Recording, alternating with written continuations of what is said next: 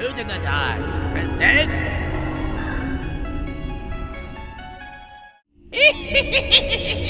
Hootaween!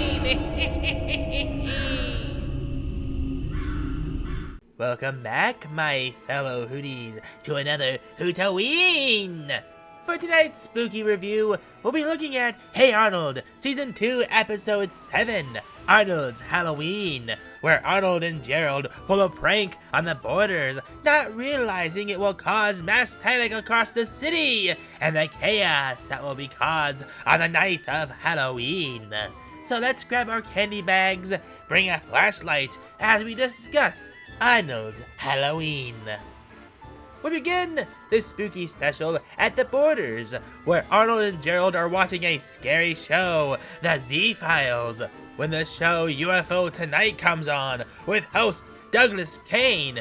Flying saucers. They loom large in the imagination, but indeed, do they exist? Who sounds a lot like someone I know, but I just can't put my feather on it. I believe you're referring to me, Hoots. I mean, he is voiced by Maurice LaMarche, which Big Bob is also voiced by Maurice. I'll let you get back to your review, Hoots. Thank you, and thanks for that bit of Hooted trivia. But Sims, don't you want to watch the review with me? Thanks, but no thanks. I'm already watching a movie with Father right now.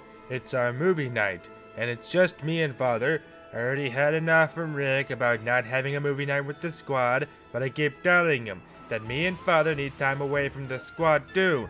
And we have plenty of time to have movie night with the squad, and... Sims, as much as I want to hear about your riveting story, I'm kind of in the middle of a review, so... Oh, yeah. See you later, Hoots. Sorry about that, fellow Hooties.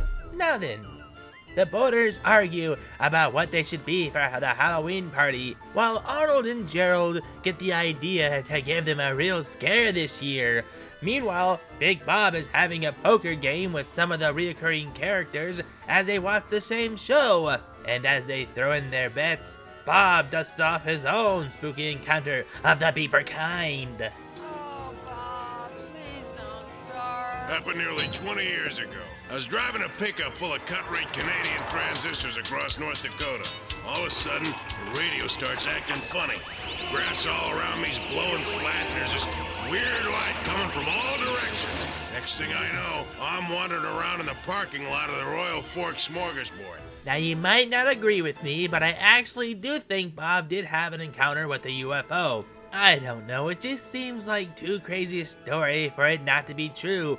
That and how many times he's told it from Miriam's reaction, and how Helga can mime about what Bob said verbatim, makes me think that he actually did almost get abducted by the fiendish Greenman. No offense, Sim and Peridot, but everyone he tells a story to thinks he's just paranoid. What do you think, my fellow Hooties? Do you believe in aliens? Helga gets the inspiration from UFO Tonight to give her dad in the city of Hillwood a scare they will never forget as the gang get the plan together. Arnold and Gerald are planning their own Halloween scare, but little do any of them know the chaos that will result in their innocent plan for Halloween candy. Miriam manages to hand out candy, clearly partaking in some spooky spirits of her own, as Helga checks her costume before showing her dad, to which he ignores her. What do you think of my costume? It's fine. Dad, you haven't even seen it yet. Huh? There, I see it. You satisfied? Now I'll touch back on this a little later, so you can put a little hooted pin on this. And remember, okay? You got it written down? Okay, let's continue. The same kids show up at the Borders, and Grandpa gives them a trick instead of a treat. Help yourself to some Worms and cockroaches! Happy Halloween! It just warms my hooted heart to see Steely Phil share the spirit of Halloween with the kids and terrify them. Now that's what Halloween is all about, my fellow Hooties. As the party goers are enjoying themselves, aside from the ones that are still bickering, Arnold and Gerald are setting up the final touches of the plan. Hey, Arnold, I see him. They're 4 houses down. Let's go, Gerald. It's time for the alien attack. And we get a nice impression of Orson Welles as he gives a world-to-world-like broadcast, which, may I add, was a dramatization of the book by H.G. Wells, no relation to Orson Welles, who narrated the book in his radio series, The Mercury Theater. However, it caused a mass panic as people were convinced that aliens really did touch down on Earth and were on the attack. While Gerald describes the scene, Arnold makes sound effects similar to the infamous broadcast. Meanwhile, Douglas Kane tells his cameraman to keep looking for aliens while he comes across the broadcast, which reached further than Arnold and Gerald thought. Who knows who else is listening to this, not realizing it's just an innocent prank gone terribly wrong. The cameraman catches the aliens and calls saying he's found them and goes in to get it on video. Meanwhile, they arrive to the boarding house and scare Phil, causing Ernie to go at them with his signature mallet, causing the kids to run to the cameraman, knocking him over and hitting the video feed. I've lost the picture. I'm surrounded by incompetence. Now I'm sure nothing bad can result in this, right? Oh, well, I mean, Douglas Kane taking over a news broadcast and telling everyone that aliens have landed and shows the last seconds of the kids running into the camera, hidden by the eerie glow of the inside of the boarding house. And also using Gerald's broadcast to add to the already growing panic. What's that you say? But Hoots, how could it get even worse? Well, when Gerald gives the signal, literally, It's the mothership! Arnold, kill the lights! Stinky, come in, Stinky. Stinky plugs in the lights on the water tower, causing the city to lose power. Oh, well, that'll do it. With the power out, the only light shown is the water tower, as everyone gets a good view of what they think the mothership is and panic, while Arnold and Gerald are unaware of the chaos taking place. Man, talk about your prank gone wrong, am I right, Hooties? What can they say when they realize the panic they caused? It's just a prank, brah? After mistaking Arnold for luggage, they explain that this is all just a prank, brah, and Phil takes the joke well, impressed by the prank. But when he asked if Douglas Kane was in on it, they asked where Helga and the others were.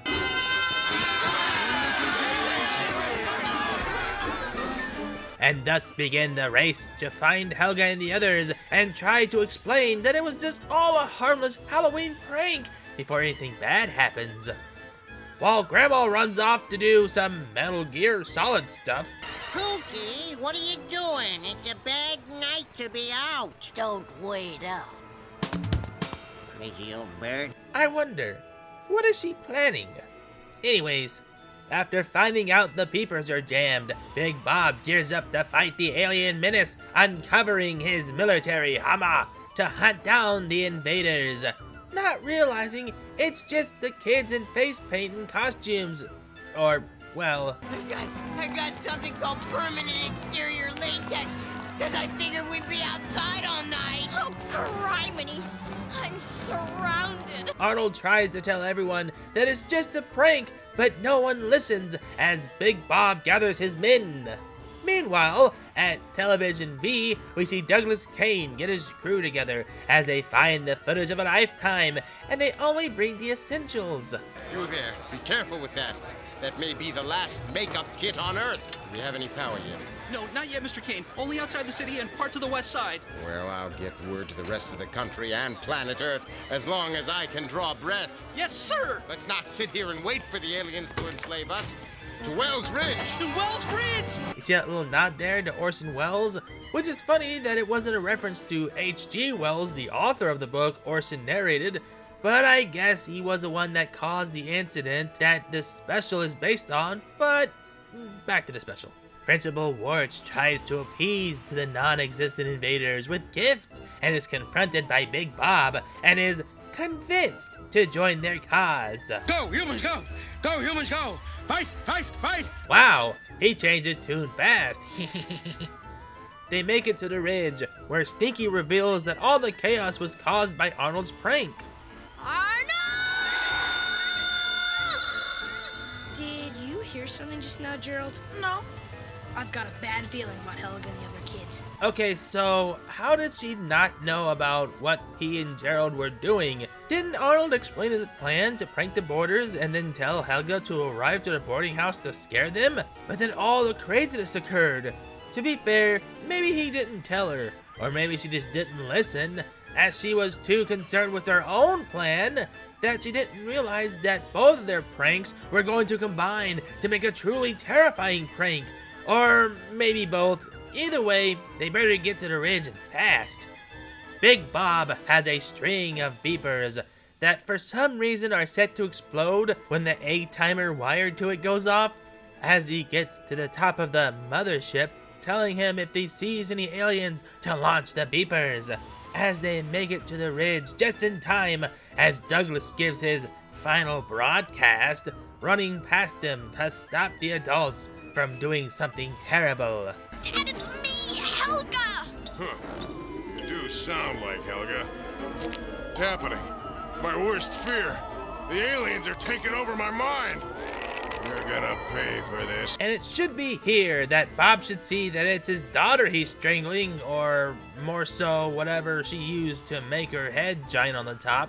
I mean, he did see her dressed up in the costume, but no, he was too busy with what money he lost or whatever. You're clearly close enough to see that's Helga. What are you doing, Bob? Thankfully, Arnold is there to talk sense into Bob, but not in time for him to signal for them to launch the beepers at the water tower, causing the water to wash off the latex. Helga? Is that you? Is it really you, Helga? Hello! It's been me the whole time, you big goof! Oh, holy cow. I almost killed my own daughter. I'm a monster. Oh, really? What was your first clue? When Helga told you that she wasn't an alien while you were shaking her? Or maybe Arnold trying to stop you by telling you it was Helga and not an alien?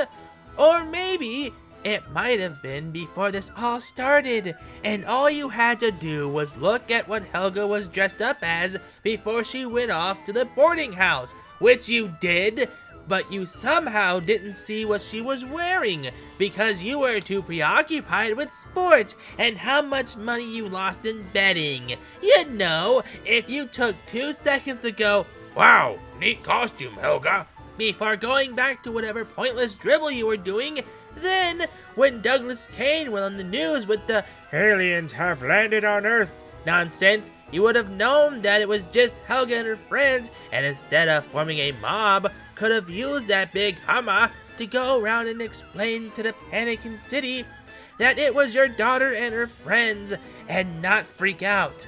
It would have just been an innocent Halloween prank gone a tad out of hand, but you went and blew it out of proportion, literally, may I add.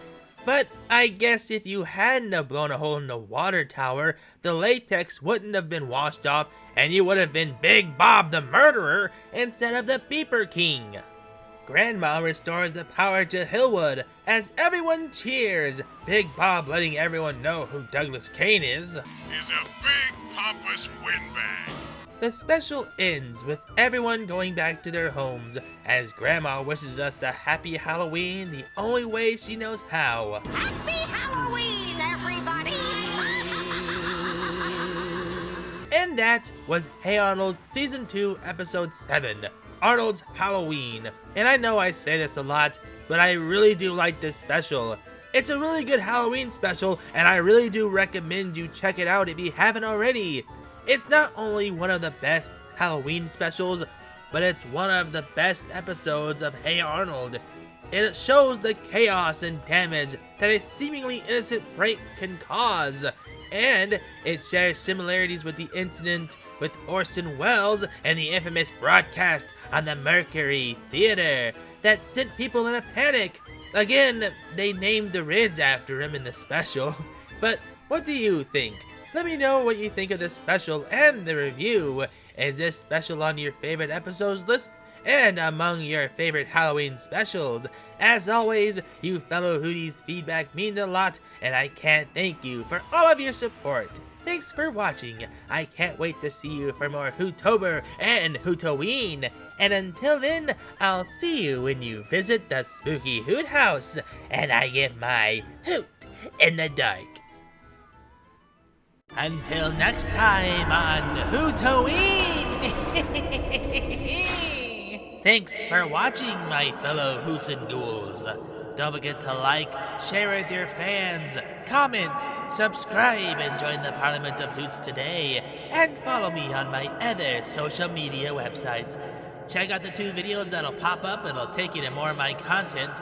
And until next time, I'll see you when you visit the graveyard. And we'll join for another episode of Hootaween!